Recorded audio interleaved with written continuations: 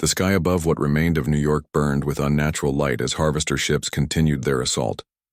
The defense grid flickered weakly in this sector, struggling to maintain cohesion. Olivia stood on the roof of what had once been the Central Science Building, now transformed into an outpost of ancient technology. The wind whipped her hair around her face as she channeled energy through the systems, trying to stabilize the shield. 3 weeks had passed since the harvesters first appeared. 3 weeks of desperate battles across the planet. 3 weeks of humanity coming to terms with a heritage they had never known existed. The enhanced humans now numbered in the thousands as Catherine Winters and her team refined the process, making it faster and more stable. They fought alongside the Eldrathi warriors and the regular human military in a unified defense, but it wasn't enough. Olivia could feel it through her bond with Azarath. The dragon shared her assessment. The harvesters were winning. Through attrition, through adaptation, through sheer numbers. They had destroyed nearly half the Eldrathi fleet. The ancient defense grid was failing in multiple sectors, and the harvesters had begun their true harvest in the vulnerable areas, pulling the very essence from the planet, consuming everything from buildings to earth to living things. Major Reeves now. General Reeves, after a field promotion, coordinated the global defense from a mobile command center that moved constantly to avoid harvester detection. Her face appeared on the communication panel beside Olivia, looking exhausted but determined. "Status report, Mason," she requested. "Not good," Olivia replied honestly. "The node here is running at 40% capacity. It's taking everything Azarath and I have just to keep it functional. The grid over the eastern seaboard is failing. We need reinforcements." Reeves shook her head. "Impossible. All available forces are committed. The western defense line collapsed an hour ago. We're pulling back to the Rocky Mountain stronghold. The Queen has ordered all remaining Eldrathi ships to concentrate there." The Rocky Mountain facility was their last best hope, a massive installation buried deep within the mountains that had been revealed. When the ancient systems awakened, it housed the largest secondary node on the planet and had become their main base of operations. Catherine Winters had relocated her research team there, continuing to work on genetic enhancements and searching for new ways to fight the harvesters. "Can you hold your position long enough for evacuation?" Reeves asked. Olivia consulted with Azarath through their bond, feeling his energy reserves. The dragon was tired, as was she after weeks of constant battle. "Maybe 6 hours," she answered, "but no longer after that. Get your people out." Reeves ordered, "Preserve the core team. We need you at the mountain facility." Olivia nodded, ending the communication. She took one last look at the burning sky. The harvesters had established a harvesting cone over what had once been central Manhattan, a column of swirling darkness that pulled everything into it. The defense grid had failed completely in that sector. Through her enhanced senses, she could feel the planet itself suffering. The harvesters didn't just take physical matter, they consumed energy life itself. Earth was being drained, not just destroyed, its very essence taken to feed the invaders. She headed back inside where a team of enhanced humans worked, desperately to maintain what defenses remained. Captain Holt, now Major Holt after her successes in Europe, stood at the main console. Her eyes glowed with the same starlight effect as Olivia's, though less intense. "We've been ordered to evacuate," Olivia announced. "We're pulling back to the mountain facility." Holt nodded grimly. "No surprise," she said. "We've lost contact with the European node. The Asian facility went dark yesterday. We're running out of active defense points." The team began shutdown procedures, preserving what they could of the ancient systems. Olivia felt each connection severed like a physical pain through her bond with Azarath. The dragon suffered with each loss of the defenses they had worked so hard to maintain. Queen Lyranith's ship waited for them on the roof.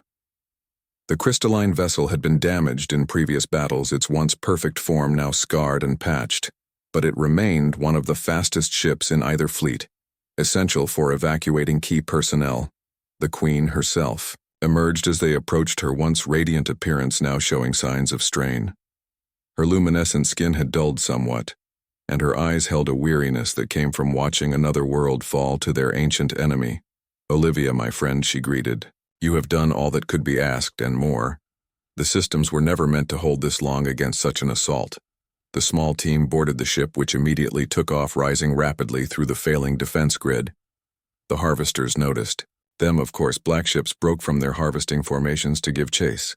But Lyranith was still the most skilled pilot among the Eldrathi. The ship wove through enemy fire, accelerating westward toward the mountains. As they fled, Olivia watched through the transparent hull as New York disappeared behind them, the harvesting cone expanding, consuming more of the city with each passing minute. Similar cones had appeared over major cities worldwide: London, Paris, Beijing, Tokyo, all falling to the relentless harvesters. The Queen's ship sustained several hits during their escape energy weapons, leaving black scars across its crystal surface. But Lyranith's skill kept them ahead of their pursuers. As they crossed over what remained of the central states, Olivia could see the defense grid was stronger here. Multiple secondary nodes still functioning under the protection of combined human and Eldrathi forces. The Rocky Mountains came into view, and with them the massive energy shield that protected their last stronghold. Here the ancient systems remained at full power, the mountain facility having been better preserved than most. Through the shield, Olivia could see activity. Hundreds of ships, both human and Eldrathi, gathered in defensive formation. The shield parted, allowing their ship to pass through, then sealed immediately behind them. Harvesters crashed against it like waves against a cliff, unable to penetrate. The Queen's vessel landed on a platform carved into the mountainside, where a massive door opened to receive them. Inside the mountain facility, the atmosphere was one of grim determination, mixed with desperate hope. Humans and Eldrathi worked side by side, monitoring defenses, coordinating what remained of their forces, and continuing research into ways to defeat the harvesters. Catherine Winters met them as they disembarked. Her appearance had changed in the weeks since the invasion began. Like all who worked closely with the ancient technology, she had undergone genetic enhancement. Her eyes now held flecks of starlight, though she had not bonded with a drake. She wore a laboratory uniform modified with Eldrathi crystal technology that helped her interface with their systems. "Welcome back," she greeted. "I wish the circumstances were better." Olivia embraced her friend briefly. "The eastern seaboard is lost," she reported. "The node couldn't be sustained." Catherine nodded. "We expected as much. The same is happening worldwide. The harvesters are adapting faster than we can strengthen the defenses. But we may have found something." She led them deeper into the facility through corridors carved from the living rock, but lined with crystal technology. The mountain stronghold was massive, extending deep into the earth and throughout the range, a hidden city that had waited thousands of years for this moment. They reached the central chamber where General Reeves coordinated the global defense. A holographic display showed Earth with red areas, indicating harvester control. Blue sections showed where the defense grid still held. Green dots represented functioning nodes. The red was spreading, the blue shrinking. Reeves acknowledged their arrival with a nod. "Welcome back, Your Majesty Mason," she said formally. "Our situation continues to deteriorate. Even with the enhanced humans and the Eldrathi fleet, we're losing ground hourly, but Dr. Winters believes she's found something that might change the equation." All eyes turned to Catherine, who stepped forward, activating a secondary display. "In my research into the ancient data, I discovered references to a failsafe system," she explained, "something the founders built as a last resort. It appears to be located at the planet's core." "The planet core," Olivia repeated, incredulous. "How would anyone build something there? The temperatures, the pressure." Catherine brought up diagrams showing an impossibly complex structure.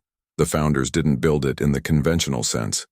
She said, "They grew. It engineered it to become part of Earth itself using some form of Eldrathi bioengineering. It merged with the planet's magnetic field, becoming part of the core dynamics." "And what does this failsafe do?" Reeves asked the question on everyone's mind. Catherine looked to Lyranith. "The data is incomplete. I was hoping the Queen might have knowledge of such systems." Lyranith studied the diagrams, her ancient eyes widening with recognition. The world seed. She whispered. It was theoretical, even in my ancestors. Time a living technology that could bond with a planet's core, becoming one with it, and its purpose. Olivia prompted. The Queen looked grave. It would transform the entire planet into a weapon, using the magnetic field, the core energy, everything that makes a world alive to create a purging wave that would destroy any harvester within the system. A silence fell over the chamber as they contemplated this. The implications were staggering. Would it harm the planet? Reeves asked finally. Or its people? Lyranith shook her head. The world seed was designed to protect, not destroy. It would use the planet's own energy, its natural defenses. But she hesitated, looking troubled. Activating it would require a living.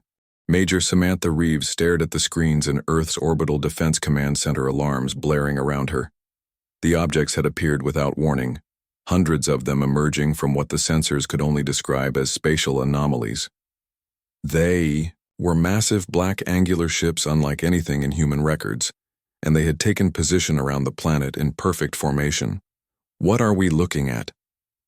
Lieutenant, she demanded. The young officer shook his head. Nothing in the database matches this configuration, Major. They aren't responding to any communication attempts, and they're not broadcasting any identification signals. Reeves studied the tactical display. The formation was clearly military. The unknown vessels had positioned themselves to cover every approach to Earth. Their movements showed coordination and purpose. This was not a peaceful visit. Sound General Quarters, she ordered. Send alert status to all Earth and Colonial Defense Forces. This is not a drill, Ace. Her orders were carried out. Another alarm sounded. A lieutenant called out from his station. Major, we have another contact. Coming in fast from the Pacific sector. But this one's different. A new image appeared on the main screen. A ship made of what looked like crystal, and light streaked toward the orbital platform track. It Reeves ordered weapons lock. Before the weapons officer could comply, a transmission cut through all channels, displaying on every screen in the command center. The image showed a woman's face, but she was unlike any human Reeves had ever seen, tall with luminous skin, pointed ears and eyes of solid purple. She radiated authority and ancient wisdom. People of Earth, the being said, my name is Lyranith, Queen of the Eldrathi. The ships you see around your world are the Void Harvesters. They have come to consume your planet, your civilization, your very essence. They cannot be reasoned with. They cannot be appeased. They can only be fought. We have come to help you activate the ancient defenses hidden on your world. But we need your cooperation. The transmission changed, showing another face. This one looked more human, but with subtle differences. Her eyes had star-like qualities to them, and her skin had a faint luminescence. Major Reeves, my name is Olivia Mason. I was a xenoarchaeologist working for Earth Central Sciences until 3 days ago, when I encountered Queen Lyranith. What she tells you is true. The Harvesters are a threat beyond anything humanity has faced. I know this sounds impossible, but Earth was once home to refugees from the Eldrathi civilization. Your ancestors, my ancestors, hid weapons on this planet in case this day ever came. Please trust us. Reeves looked at her second in command. Do we have any record of this, Olivia Mason? The officer nodded quickly, bringing up a file. Yes, Major Mason. Olivia personnel file shows she was assigned to Outpost KG-789 on a survey mission. Reported missing 3 days ago when she failed to make scheduled contact. As Reeves considered this information, the black ships began to move. Several of them broke formation, advancing toward Earth. Weapons ports opened on their hulls. They are beginning their attack. Lyranith's voice came through the comms again. We must activate the defense grid now, Major Reeves. I need clearance to approach your planet. Without interference from your defense systems, Reeves hesitated, weighing impossible choices. Trust unknown aliens or face what clearly looked like an invasion force alone. The decision crystallized as the first of the black ships fired. A beam of darkness shot toward Earth's atmosphere, where it began to spread like an oil slick. Clearance granted, she said. Track the crystal vessel, but hold fire. Order all Earth Defense Forces to focus on the black ships, designate them as hostile.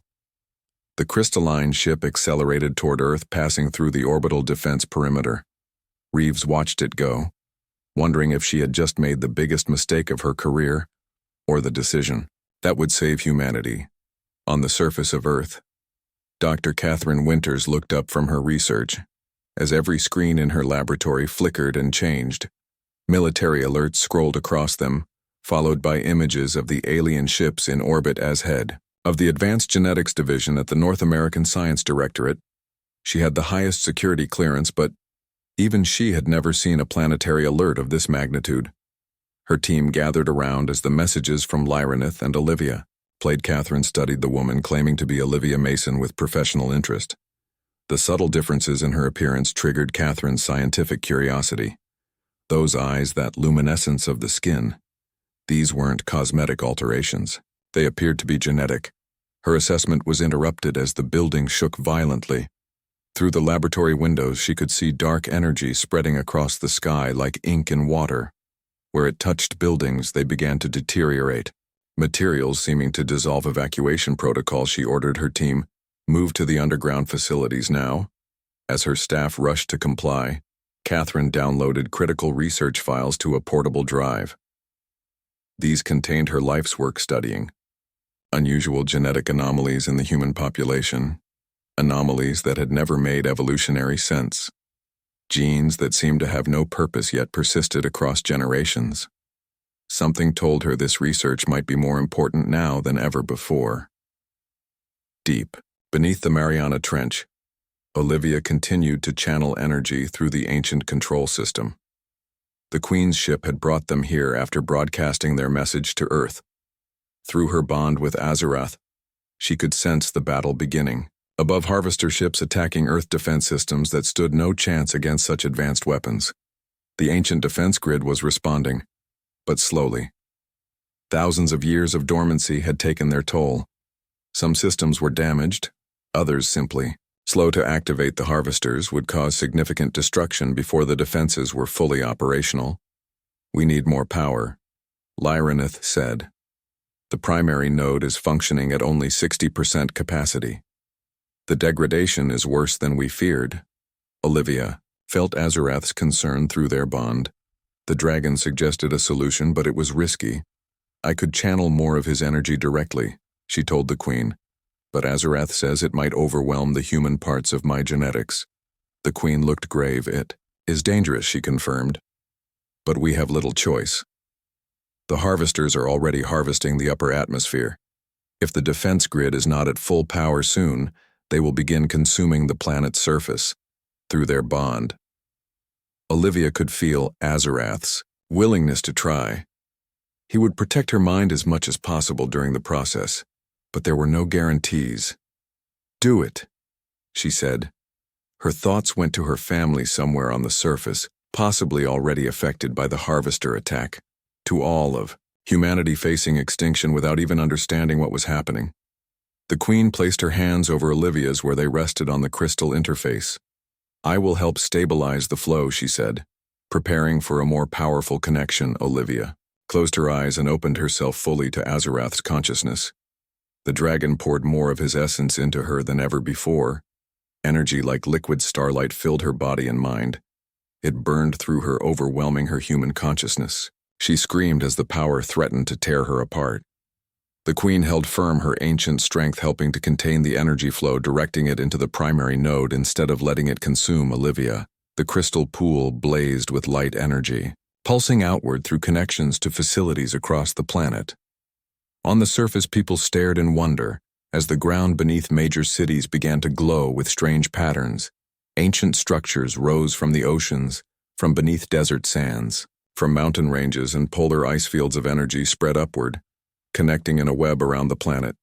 Major Reeves watched from the orbital command center as the network of light encircled the Earth.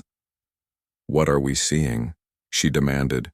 "Analysis suggests defensive energy grid," one of her officers reported.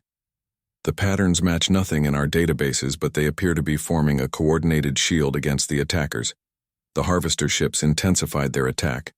Black energy beams concentrated, on points where the light network was still forming, trying to prevent the shield from closing. But for each breach, more light flowed from the surface, sealing the gaps. "This is unlike any technology we've ever encountered," Reeves murmured. "But it's coming. From our planet." The communication system activated again, showing Lyranith. "The ancient defenses are awakening," she explained. "But the harvesters are adapting quickly. They have encountered similar systems before. They will find ways to breach the shield. We need your human defense forces to coordinate with the Eldrathi fleet that is arriving now." As if on cue, new ships appeared at the edge of the solar system, crystal vessels similar to Lyranith's but larger, more clearly designed for battle.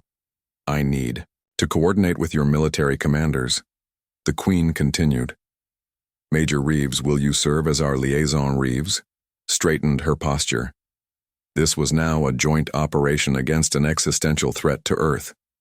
She would rise to the occasion.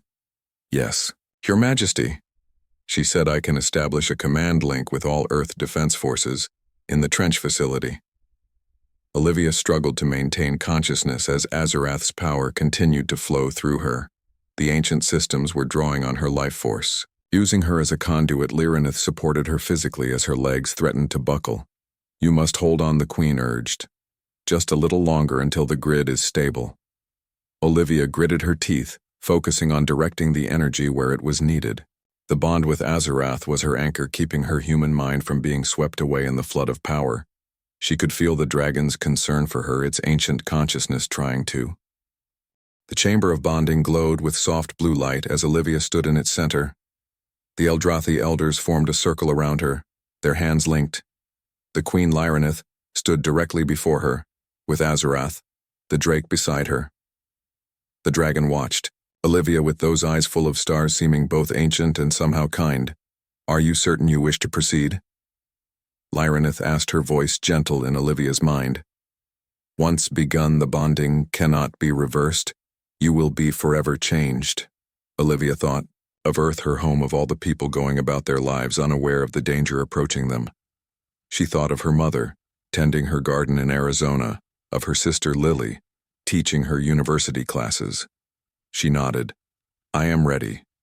The Queen placed her hands on Olivia's shoulders. The circle of elders began to hum a sound that seemed to vibrate through the crystal floor and walls.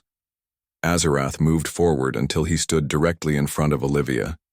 The dragon opened its mouth and breathed out, not fire but a mist of swirling lights that surrounded Olivia like tiny stars. "Close your eyes," the Queen instructed. "Open your mind. Let down all barriers." Olivia did as she was told. The mist touched her skin, tingling like static electricity. At first, nothing seemed to happen. Then she felt a presence at the edge of her consciousness, gentle but vast beyond comprehension. It was Azarath, not communicating in words, but in feelings and images. The dragon was asking permission to enter her mind. She hesitated for a moment, then mentally opened herself to the presence. The effect was immediate and overwhelming. Olivia's mind exploded with light and knowledge. Images, memories, and sensations that were not her own flooded through her. She saw the birth of stars, the rise and fall of civilizations across thousands of worlds. She experienced flight through space without a ship, the joy of soaring between planets. She felt the deep bond between Azarath and Lyranith, a connection spanning centuries. The rush of information was too much. Her knees buckled, but she did not fall. Strong hands caught her. The Queen and one of the elders supported her, as Azarath continued to pour his consciousness into hers. "Breathe," the Queen commanded. "Focus on who you are. Hold to your core self." Olivia struggled to maintain her identity in the flood of alien memories. Her body felt strange, tingling and burning, as if every cell was being rewritten. She could feel changes happening, her senses sharpening, her awareness expanding. Even with her eyes closed, she could somehow see the room around her, perceive the energy flowing through the elders, the Queen, and the very structure of the sanctuary. Then suddenly, everything snapped into focus. The overwhelming rush of information organized itself into accessible patterns. She could still feel Azarath's presence in her mind, but now it was a comfortable partnership rather than a flood. The dragon had adjusted to her consciousness, finding ways to share without overwhelming. Olivia opened her eyes and gasped. The world looked different. Colors were more vivid. She could see subtle energy fields around the Eldrathi that had been invisible before, and when she looked at her own hands, they glowed with a faint bluish light. Her skin was still human, but with a subtle luminescence similar to the Eldrathi, though much fainter. The bonding is complete, the Queen said, satisfaction in her voice. You have done well. Both of you. Olivia could feel Azarath's pleasure at the compliment, though the dragon remained physically separate from her. Is this how it will be now? She asked, feeling strange as she formed words with her mouth. When communication through thought seemed more natural. Yes and no. The Queen replied. You and Azarath are bonded, but he will not always be so present in your mind. The intensity will fade, allowing you both independence. But you will always be connected. You will share certain abilities and knowledge. An elder approached holding a reflective crystal. Tell me what you see, she said, holding it up to Olivia's face. Olivia looked at her reflection and barely recognized herself. Her eyes had changed most dramatically. While still mostly human, they now had flecks of starlight in them, similar to Azarath's. Her features seemed more defined somehow, and her hair had taken on a subtle silver sheen at the roots. Is this permanent? She asked, touching her face. The changes will stabilize, the Queen explained. Some will remain, others may fade. The eyes always change. They are the window to the soul. And the soul is what truly bonds with a drake. A sudden commotion outside the chamber interrupted them. An Eldrathi messenger burst in, bowing hastily to the Queen. My lady, he said, urgency, clear in his mental voice. The Harvester fleet has accelerated. They will reach Earth in less than one planetary rotation. Lyranith turned to Olivia. We must leave immediately. The messenger will ready my ship while you prepare. How Olivia asked, feeling the weight of responsibility settle over her. The Queen gestured, and a section of the wall opened, revealing a chamber beyond. Inside was what looked like armor, but unlike any Olivia had seen. It seemed to be made of the same crystalline material as the Eldrathi. Ships flexible yet clearly protective. This was crafted for you, the Queen explained. The material responds to the bonded. It will enhance your abilities and protect you from Harvester weapons. As Olivia approached the armor, she could feel it responding. To her presence, it seemed to glow more brightly. With Azarath's knowledge guiding her, she knew instinctively how to don it. The material felt cool at first, then warmed, becoming like a second skin. It covered her from neck to feet with articulated sections that allowed full movement. As the last piece settled into place, energy flowed through the suit, connecting with the new awareness in her mind.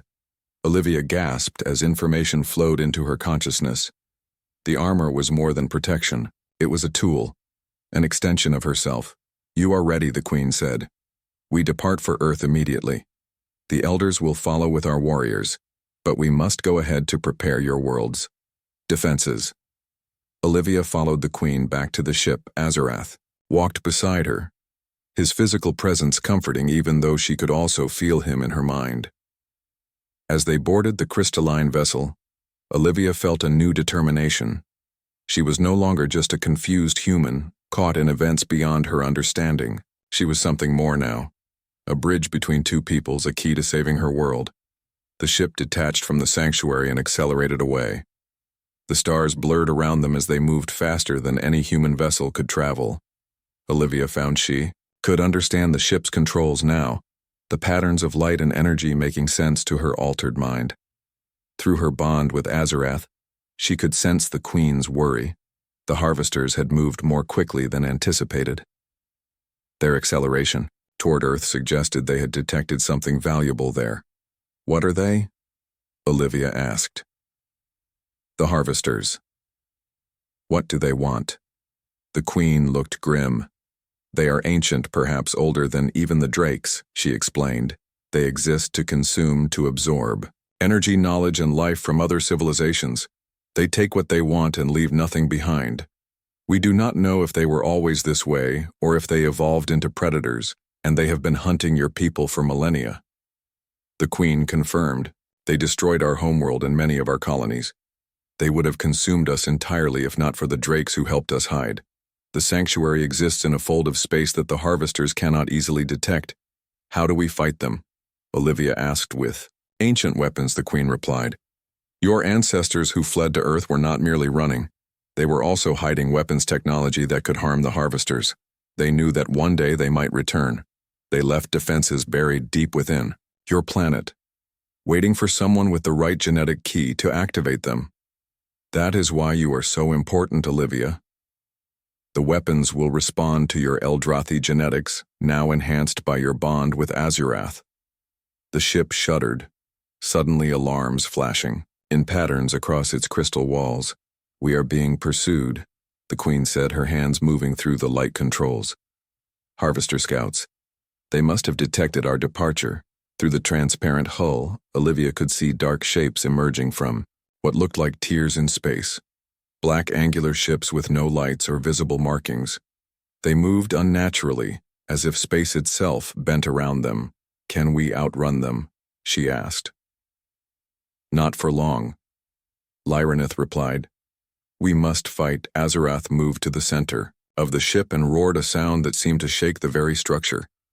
The dragon's eyes blazed with starlight, and suddenly Olivia could feel power flowing through her bond with the creature. Energy gathered in her hands, guided by instinct and the dragon's knowledge. The Queen nodded approval. Channel it through the ship systems, she instructed. Olivia placed her hands on the crystal console. Before her bonding, the controls would have been incomprehensible. Now she understood the ship was an extension of Eldrathi biology, not just technology. It responded to thought and energy as much as physical interaction. She directed the power Azurath was sharing with her into the ship's weapon systems. Beams of intense white light shot from the ship, striking one of the pursuing harvester vessels. The black ship shuddered, its strange angular form seeming to fold in on itself before exploding into fragments. But more were coming. We cannot defeat them all, the Queen said. We must reach Earth. There is a gateway near your solar system, an ancient transit point that will allow us to arrive ahead of the main harvester fleet. Olivia felt Azurath's agreement through their bond. The dragon showed her an image of a point in space that looked like a spiral of energy. The Queen directed their ship toward coordinates that meant nothing to Olivia's human understanding, but that Azurath recognized. The harvester ships continued pursuit-firing weapons. Olivia woke to the gentle hum of the ship around her. For a moment she thought she was back in her quarters on the research station, but the soft blue glow and crystal walls reminded her of where she really was. The dragon Azurath lay curled nearby, its chest rising and falling in slow rhythm. Its scales shimmered with colors that seemed to shift between blue and purple in the ship's light. She sat up slowly, taking in her surroundings. The ship was unlike any human vessel, with no visible controls or screens, just flowing crystal structures and light patterns that moved like water. The elfin Queen Lyranith stood at what appeared to be the center of the room, her hands moving through light streams that responded to her touch. You are awake. The Queen's voice came into Olivia's mind. We are approaching the sanctuary. Olivia stood on shaky legs and moved toward the Queen. The floor felt warm beneath her feet and seemed to adjust to her steps, making it easier to walk. Where exactly are we going? She asked. Lyranith turned to face her. Those strange purple eyes studied Olivia for a moment. We are going to what remains of Eldrathia, a hidden pocket of space where my people have taken refuge. The last safe place in this sector of the galaxy. The wall of the ship became transparent, revealing a breathtaking sight. A massive structure floated in space like a city made of crystal and light. It was shaped like a giant flower with petals that stretched for miles, each containing what looked like buildings and gardens. Smaller vessels moved around it like bees around a hive. That is where my people live, the Queen said. The last 10,000 of us. Once we numbered in the billions, spread across 100 worlds. What happened to them? Olivia asked. Unable to take her eyes off the magnificent structure, the Queen replied simply, The same war that now threatens your people. The Void Harvesters came. They consume worlds and civilizations, leaving nothing behind. The ship glided toward the crystal city, passing through a shimmering barrier that rippled like water. As they entered, Olivia felt a strange sensation, like a gentle pressure on her mind. The sanctuary shields, the Queen explained. They scan all who enter. They will feel unfamiliar to you, but they mean no harm. They docked at one of the petal-shaped structures. The ship melded with the station, forming a seamless connection. The opening appeared in the ship's side, just as it had on the planet. Azarath rose and stretched its wings. Before moving to stand beside the Queen, "Come," the Queen gestured. There are those who have waited centuries to see a human again. Olivia followed them out of the ship into a vast chamber filled with light and plants unlike any she had seen on Earth or other colonies. The air smelled sweet and clean. A group of beings similar to Lyranith waited at the far end of the room. They all had the same tall, elegant builds, pointed ears, and luminous skin, though their coloring varied from silver to gold to deep blue. They bowed as the Queen approached. "This is the Council of Elders," Lyranith explained, "the oldest and wisest of my people. Some were alive during the time when humans and Eldrathi lived as one." One of the elders stepped forward. His skin had a golden hue and his eyes were deep amber. "Is this truly a descendant of the Lost Ones?" he asked, his voice appearing in Olivia's mind like the Queen's, but with a different texture, somehow older and more fragmented. "She is," Lyranith confirmed. "The genetic markers are unmistakable. Azarath has confirmed it." The elder approached Olivia, studying her face. "You look so much like them," he said with wonder in his voice. "Though smaller, of course, the memories remain true after all these millennia." "What memories?" Olivia asked, looking between the elder and the Queen. "What do you mean humans and Eldrathi lived as one? Are you saying humans came from your people?" "Not exactly," the Queen said, gesturing for Olivia to follow her to the center of the room, where a pool of what looked like liquid silver waited. "Let me show you rather than tell you. It is a long and complex history." The Queen knelt beside the pool and motioned for Olivia to do the same. The dragon Azarath moved to stand behind them, its wings partially extended. Lyranith placed her hand in the liquid, which began to glow and swirl with colors. "This is the memory pool," the Queen explained.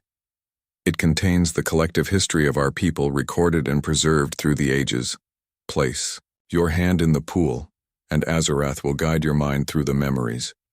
Your brain is not structured to access them directly, so he will serve as translator." Olivia hesitated for a moment, then slowly lowered her hand into the pool. It felt neither wet nor dry, but tingling with energy. The dragon lowered its head until it nearly touched hers.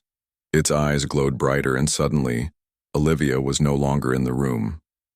She stood on a world with two suns in the sky, vast cities of crystal and living. Plants stretched across the landscape below her. Thousands of beings moved through the streets. Some were clearly Eldrathi with their tall forms and pointed ears. But among them walked humans, or beings that looked exactly like humans. They worked and lived alongside the Eldrathi, seeming completely at home. "These are the memories of our shared world," came the Queen's voice. Though Olivia could not see her, humans did not evolve on Earth as your scientists believe. They were part of our civilization. The beings you see are your ancestors. The scene shifted to massive ships launching from the planet's surface. Olivia could see that some carried mostly humans, while others carried Eldrathi. "When the Void Harvesters first came, our peoples fought together," the Queen explained. "But a faction arose among both Eldrathi and humans. They believed the only way to survive was to hide, to scatter across the galaxy, and disappear. Some humans, led by your ancestor, Mara Mason, took ships and fled to distant stars. They found Earth a world similar enough to our home that they could adapt to live there." The scene changed again, showing humans arriving on a primitive Earth. They began to build settlements using technology that looked far simpler than what Olivia had seen in the previous visions. They chose to abandon much of their technology. The Queen continued. "They feared it would draw the attention of the harvesters. In time, they forgot their origins, their children and their children's. Children believed they had always been of Earth. The genetic modifications they made to adapt to your world changed them further, until only traces remained of their Eldrathi heritage. Olivia watched as the human settlements grew and changed, becoming recognizable as ancient human civilizations. The images moved faster now, showing the progression of human history as she knew it. But from this new perspective, we searched for them. The Queen said, "For millennia, we looked for the lost colonies, always staying one step ahead of the harvesters. But Earth was hidden from us. Your ancestors chose their refuge well." The vision faded and Olivia found herself back in the chamber, her hand still in the swirling pool. She pulled it out slowly, her mind reeling from what she had seen. "If what you show me is true," she said, "why come for me now? Why after all this time?" The Queen stood, her face grave. "The harvesters have found Earth. They move toward it even now. Your world has developed technology that shines like a beacon. Across space, they were bound to notice eventually." Fear gripped Olivia's heart. "Earth, my family, my friends," she whispered. Lyranith nodded. "We detected the harvester fleet moving toward your solar system 3 cycles ago. That is when we intensified our search for humans with the old bloodlines, those who might still carry enough of the ancient genetics to access Eldrathi technology. And I have this bloodline." Olivia asked.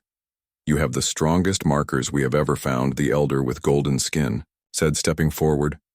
"You are a direct descendant of Mara Mason, who led the Exodus. She was bonded to an Eldrathi royal, which is why her line remained strong." The Queen gestured and the air between them shimmered, forming an image of DNA strands. Some sections glowed brighter than others. "See here and here," Lyranith pointed. "These sections are pure Eldrathi genetics, dormant in most humans, but active in you. What does that mean for me?" Olivia asked. "It means you can help us save your world," the Queen said. "With your genetic key, we can activate the ancient defenses left on Earth by those who knew this day might come, hidden technologies that have lain dormant for millennia." The dragon Azurath moved closer to Olivia. Its large eyes looked into hers, and she felt a gentle touch on her mind different from the Queen's voice. It showed her images of massive structures beneath Earth's oceans and mountains, ancient machines waiting for the right signal to awaken. "But we must hurry," Lyranith said. "The harvester fleet has already entered your solar system. We have perhaps 3 of your Earth days before they reach your planet. 3 days. Olivia felt dizzy with the weight of this knowledge. How can I possibly help? What can one person do? Against an alien invasion, you are not just one person, the Queen said, placing her hand on Olivia's shoulder. You are the bridge between our peoples, the key that unlocks our combined strength. Another elder stepped forward, a female with silver skin and eyes like polished jade. But she must be prepared, she said, looking at the Queen. Her mind and body are still fully human. She cannot channel the energies required without transformation. The Queen nodded. I know the bonding must be complete. Azurath has already begun the process. Bonding. Olivia looked at the dragon, which was watching her intently. What does that mean? The dragon is more than just a creature, the Queen explained. They are ancient beings older than even the Eldrathi. They exist partially in this dimension and partially beyond. They can form bonds with those who carry the right genetic markers, allowing them to channel energies that would otherwise destroy a physical body. Azurath has chosen you. The red sun crawled across the alien sky as Olivia Mason wiped the sweat from her forehead. The dust of the forgotten planet clung to her skin, making her itch beneath her explorer suit. She had been digging at these ruins for 3 weeks now, all alone on this remote outpost. The company that sent her here wanted to know if the planet could be mined. But Olivia cared more about the strange symbols on the walls. She brushed away more dirt from the stone wall, revealing symbols that made her heart beat faster. The carvings showed tall beings with pointed ears standing alongside what looked like humans. Their hands were joined, and above them flew creatures with wings and long tails. Olivia took pictures with her wrist device, making sure to capture every detail. No one would believe what she found here. A lost civilization that seemed to know about humans long before Earth had space travel. The sky suddenly lit up, bright as day-making. Olivia looked up from her work. A streak of silver, cut across the sky, growing larger by the second. Something was coming. Her first thought was that the company had sent someone to check on her, but they were not due for another month. The silver object grew closer, and Olivia could now see it was a ship unlike any human vessel she had ever seen. It was shaped like a leaf with edges that glowed blue and green. The ground shook as the strange ship landed in the flat area just beyond the ruins. Olivia ducked behind a fallen pillar, her heart pounding in her chest. She should run back to her small shelter where she had emergency signals, but curiosity kept her frozen in place watching. The ship had no visible doors yet. A section of its side simply melted away, forming an opening. A soft light poured out from inside. Tall figure stepped out of the ship, moving with a grace that seemed impossible. Its skin glowed slightly with a bluish tint in the fading sunlight. Olivia gasped as she got a clear view of the visitor. It looked like a woman, but taller than any human, with long silver hair that floated around her head as if underwater. Her ears came to elegant points, and her eyes were large and completely purple with no whites visible. She wore a flowing dress that seemed to be made of light itself, changing colors with each step. Behind the elfin woman came another creature that made Olivia nearly cry out in shock. It walked on 4 legs with a long neck and tail. Its body was covered in scales that shifted colors like oil on water, but mostly stayed a deep blue. Wings folded against its sides, stretched out slightly as it took in the new environment. It was smaller than the dragons in human stories, but unmistakably similar. Its eyes glowed like tiny suns, scanning the landscape. Olivia tried to make herself smaller behind the pillar, but those glowing eyes locked onto her hiding spot immediately. The dragon made a soft trilling sound, alerting its companion. The elfin woman turned her head and smiled. It was a kind smile, but so alien that it sent shivers down Olivia's spine. "Come out, little one, I know you are there." The voice didn't come through the air, but seemed to appear directly in Olivia's mind. It was musical and ancient somehow. Olivia found herself standing up, her body moving almost without her permission. She stepped out from behind the pillar, her hands trembling. The elfin woman approached her, moving as if she were floating above the ground rather than walking on it. The dragon followed, staying close to its master. Olivia wanted to run, but something about the woman made her stay rooted to the spot. As the stranger came closer, Olivia could see patterns on her skin that looked like the same symbols from the ruins. "You study the old markings," the woman said again in that strange mind voice. "That is good. They have waited so long to be remembered." Her accent was unlike anything Olivia had heard before, with words that seemed to carry more meaning than they should. "Who are you?" Olivia managed to ask, her voice cracking with fear and wonder. "I am Lyranith, Queen of the Eldrathi, last of the royal line and keeper of the ancient bond," the woman said, as if these titles should mean something to Olivia. "And this is Azarath, my companion and memory, keeper." The dragon made a rumbling sound that somehow felt like a greeting. Olivia noticed that its eyes weren't just glowing. They contained swirling galaxies of stars. It was as if she were looking into deep space itself. The elfin woman now stood directly in front of Olivia, studying her face with those strange purple eyes. "We have searched for so long," she said.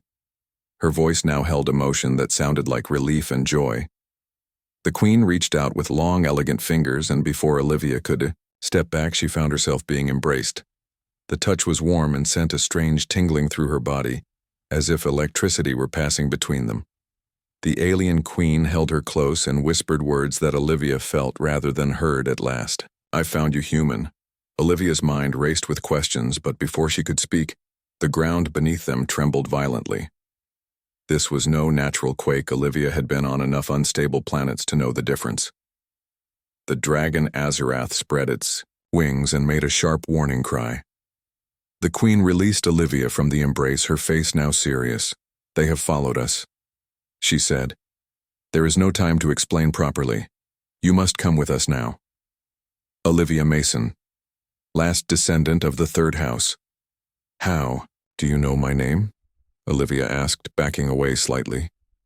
The queen did not answer, but looked to the sky where dark shapes were now visible against the red sun. They looked like black tears in the fabric of space, growing larger by the second. "The choice is yours," the queen said. "But if you stay, you will die, and with you dies the last hope of your people." The dragon lowered itself to the ground, its back clearly an invitation to ride. Olivia looked back at her small shelter with all her research and personal items, then at the approaching darkness in the sky. Something told her that the queen spoke truth. Even without understanding, she knew this moment would change everything. She stepped forward and allowed the queen to help her onto the dragon's back. The creature was warm beneath her, its scales smooth like polished stone.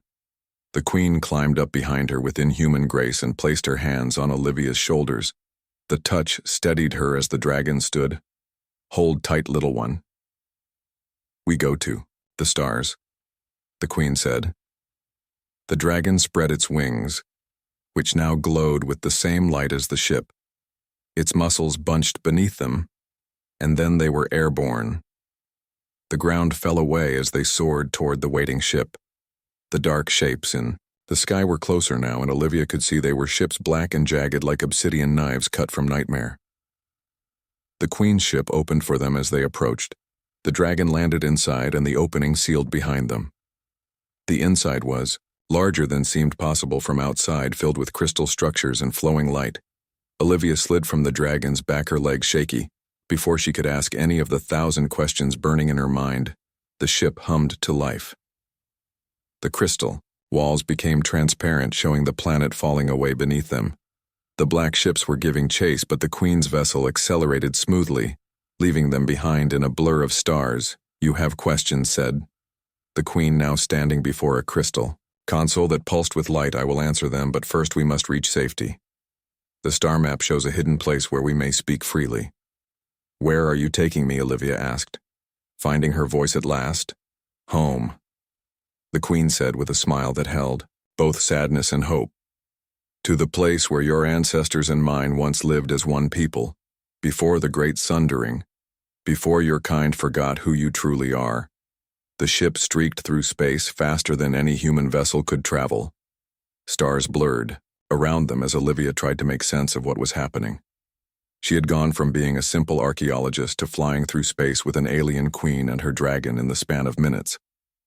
The queen watched her with those strange purple eyes that seemed to see more than just her physical form. "Rest now." "Olivia Mason," the queen said, "the journey will not be long, but you will need your strength for what comes. The truth is heavier than the stones you dig from the earth." The dragon Azurath moved to a corner of the ship and curled up its wings, folding neatly against its body. It made a soft sound, and a space appeared beside it, padded and comfortable, clearly meant for Olivia. Exhaustion suddenly hit her like a physical blow. She made her way to the offered space and sat down.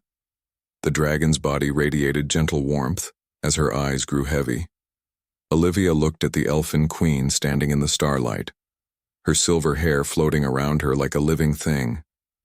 "What have I gotten myself into?" she wondered as sleep claimed her. The last thing she saw was the queen looking back at her with eyes that held the wisdom of millennia, and the words echoed in her mind, "At last I've found you human, welcome home."